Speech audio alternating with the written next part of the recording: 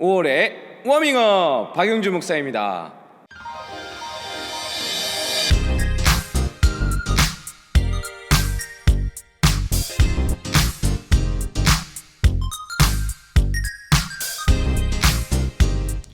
반갑습니다, 여러분. 벌써 5월이 찾아왔습니다. 창문 밖을 보는데 집 주변과 교회 주변에 이렇게 초록초록한 나무들, 풀들, 그리고 알록달록한 예쁜 꽃들이 많이 피어 있는 것을 볼 수 있었습니다. 여러분들 봄을 마음껏 누리고 계신가요? 겨울을 제대로 누리지 못한 것 같은데 봄이 갑자기 이렇게 찾아온 것 같아요. 우리들의 일상에 찾아온 이 봄처럼 따뜻하고 풍성하고 알록달록한 예쁜 색깔들이 입혀지는 여러분들의 시간들 되시기를 축복합니다. 먼저 히브리서의 저자입니다. 일단 저자는 정확하게 누군지에 대해 정리되어 있지 않습니다. 많은 학자들이 바울이다, 아볼로다, 바나바다 라고 하는 견해들은 있는데요, 히브리서는 유독 구약의 제사에 대한 비유가 많이 나오고 있고 견해 중에 레위인이었던 바나바라는 의견이 가장 가깝게 들리기는 합니다. 그러나 오리겐이라는 학자가 히브리서의 저자는 오직 하나님만 아신다라고 말할 정도로 히브리서 저자 문제는 결론을 내리기가 쉽지 않습니다. 두 번째, 히브리서의 기록 목적입니다. 예수 그리스도가 얼마나 탁월하시고 위대하신 분인가를 나타내주는 본문이 바로 히브리서입니다. 당시 히브리서를 받아 읽던 공동체는 다원적 문화 속에 있던 유대 공동체였습니다. 그렇기 때문에 히브리서는 제자도의 대가와 연관이 많이 있습니다. 히브리서는 그리스도에 대한 헌신의 대가로 인해서 씨름하는 그리스도인 공동체를 지칭하고 있어요. 당시 이 히브리서를 받게 되는 수신자들은 예수님을 따르는 제자들로서 재산을 잃고 자유를 잃고 심지어 생명까지 잃을 위협에 처해 있는 사람들, 예수님에 대한 확고한 믿음 때문에 많은 사람들로부터 조롱과 핍박을 당하고 있었습니다.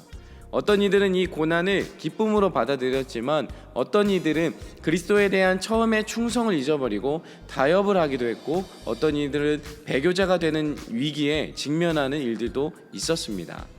복음의 절대성을 포기하기도 했고 다원주의적의 가치관을 수용하면서 삶의 중심에서 복음을 밀어내기 시작했습니다.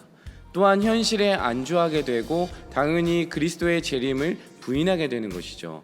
그래서 히브리서는 모든 사람들에게 진리의 정착지, 그 믿음을 견고히 세우고 예수 그리스도에 대한 믿음과 확신을 지키고 그리스도로 인으로서 믿음을 굳게 지킬 것을 호소하고 있습니다.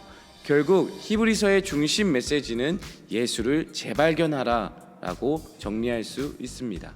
세 번째, 히브리서가 우리에게 요구하는 것은 바로 인내입니다. 히브리서에는 예수 그리스도의 성육신과 십자가에서 우리의 죄를 대속하심, 그리고 제사장직에 대한 가르침들이 나옵니다. 히브리서의 저자는 당시 수신자들이 잘 알고 있는 구약의 인물들 중에 가장 위대하게 여기는 아브라함과 모세의 예를 들어서 많이 설명하고 있습니다. 하나님이 아브라함에게 약속을 허락해 주셔서 그가 오래 참았다라고 말하기도 하고 모세는 보이지 아니하는 자를 보는 것 같이 하여 참았다라고 언급하는 내용이 나옵니다. 그러나 너무 우리가 잘 아는 말씀이죠. 믿음의 주요 또 온전하게 하시는 이인 예수를 바라보자. 우리의 어떤 인내보다 그 앞에 있는 기쁨을 위해서 혹독한 고난과 핍박, 많은 사람들의 적대감, 십자가의 죽으심을 참으신 예수 그리스도의 인내를 언급하고 있는 것입니다. 네 번째, 히브리서는 우리에게 주어진 약속을 이야기하고 있습니다. 히브리서 저자는 예수님을 선지자, 제사장, 왕으로 제시합니다. 저자는 더 좋은 것과 같은 표현들로 그 분을 통해 주어진 것들이 많다고 말합니다. 6장 9절에 구원에 속한 더 좋은 것, 7장 22절에 더 좋은 언약, 8장 6절에 더 좋은 약속, 그 밖에 더 크고 온전한 장막, 더 좋은 재물, 더 좋은 부활 등을 통해서 우리에게 주어진 것이 얼마나 귀한 것인지를 분명히 강조하고 있습니다. 몇 가지 우리가 알고 가면 좋을 표현들을 한번 살펴볼까요? 먼저 대제사장, 구약의 대제사장은 하나님과 이스라엘의 중보자였습니다. 대제사장은 1년에 한 번 돌아오는 대속죄일에 백성들의 죄를 속죄하는 희생제사를 드렸습니다. 이 과정은 오직 대제사장만 지성소로 들어가 의식을 치를 수 있었는데요. 이 대제사장은 사실 예수 그리스도를 예표할 뿐인데, 인간 대제사장은 백성의 죄를 대속하기 위해서 매년 제사를 치러야 하지만 예수님은 십자가에서 단번에 죽으심으로 구약의 제사와 구분하고 있습니다. 다시는 염소나 송아지 피로 하지 않고 오직 예수님 자신의 피로 단번에 드리셨고, 믿는 이들은 단번에 정결해진다고 말씀하십니다. 다음으로 새 언약입니다. 예수님은 더 좋은 언약, 이 새 언약이죠. 더 좋은 언약의 보증입니다. 언약은 하나님이 이스라엘의 하나님이 되시고 이스라엘은 하나님의 백성이 되는 관계를 맺는 약속입니다. 이 언약은 모세를 통해서 이스라엘 백성과 맺어진 것이지만 사사기에서 봤듯이 늘 이스라엘은 언약을 깨뜨렸죠. 그러나 언약에 신실하신 하나님의 아들 예수 그리스도를 통해 깨어지지 않는 언약을 우리에게 주셨는데, 이것이 바로 새 언약입니다. 새 언약은 예수님의 죽으심으로 단번에 성취되었기 때문에 제사를 매번 드릴 필요가 없어졌고, 예수님을 믿는 우리는 심령에 새겨진 절대 지워지지 않는 새 언약을 따라 살게 되는 은혜를 입은 것이죠. 결론적으로 히브리서를 읽으면서 바라보는 오늘 우리 한국교회의 모습들, 저와 여러분의 모습을 보게 됩니다. 우리는 너무 쉽게 현실에 타협하기도 하고 신앙의 절대성을 양보하고 빠르게 세속적으로 변해가는 모습으로 살아가기도 합니다.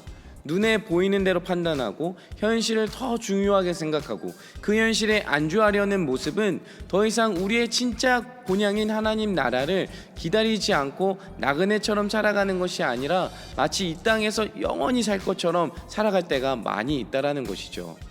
그렇기 때문에 히브리서 저자는 우리를 향해 어떤 상황에서도 우리를 위해 중보하시고 예수를 바라는 자들에게 구원을 온전케 하기 위해 오신 예수를 재발견하고 바라보라라고 말하고 있는 것입니다. 우리의 본향을 기억하고 나그네처럼 이 세상에 살면서 수많은 핍박, 고난, 현실의 상황 속에서 끝까지 그분을 믿고 순종하며 견고하게 믿음을 붙잡는 자들이 되라고 말하고 있는 것입니다. 우리의 믿음을 끝까지 잡고 걸어가기에 힘든 현실과 문제들을 안고 살아갔지만, 그럼에도 우리 안에 깊이 새겨진 이 언약 예수 그리스도를 바라보면서 견고하게 살아가는 저와 여러분이 되시기를 소망합니다. 이번 5월 큐티를 통해서 또 힘차게 예수를 깊이 묵상하며 예수를 바라보는 여러분과 제가 되기를 소망합니다.